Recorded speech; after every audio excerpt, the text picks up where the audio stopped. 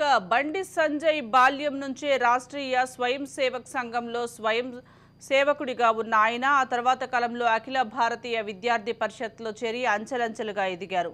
ABVP పట్టణ convener, పట్టణ ఉపాధ్యక్షునిగా, రాష్ట్ర కార్యవర్గ సభ్యునిగా నియమితులయ్యారు.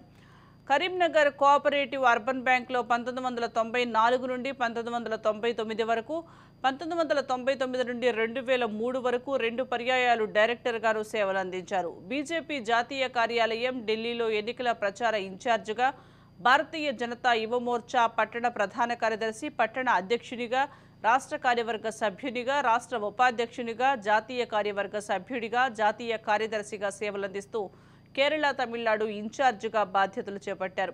ఎల్కే అద్వానీ చేపట్టిన సురాజ్ రథయాత్రలో వెహికల్ ఇన్ఛార్జిగాను ఉన్నారు. కరీంనగర్ నగర పాలక సంస్థగా ఏర్పడిన తర్వాత మొట్టమొదటిగా 48వ డివిజన్ నుండి బీజేపీ కార్పొరేటర్గా గెలిచారు. అదే 48వ డివిజన్ నుండి రెండవసారి భారీ మెజారిటీతో విజయం సాధించారు. వరుసగా 2 పర్యాయాలు నగర బీజేపీ అధ్యక్షునిగా ఉన్న బండి సంజయ్ 2014 సార్వత్రిక ఎన్నికల్లో కరీంనగర్ శాసనసభ బీజేపీ అభ్యర్థిగా పోటీ చేసి ఓటమి పాలైనప్పటికీ 52,000 పైచిలుకు ఓట్లు సాధించి తన ఉనికిని చాటుకున్నారు.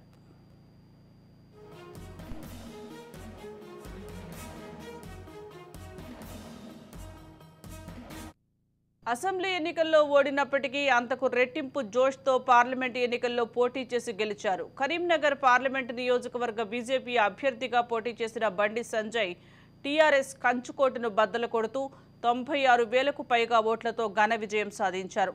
పార్లమెంట్ సభ్యుడిగా గెలిచిన అనంతరం అవకాశం చిక్కిన ప్రతిసారి తెలంగాణ సర్కార్పై వివిధ ప్రజా సమస్యలపై పోరాటం చేస్తూ అధిష్టానం కంట్లో పడ్డారు.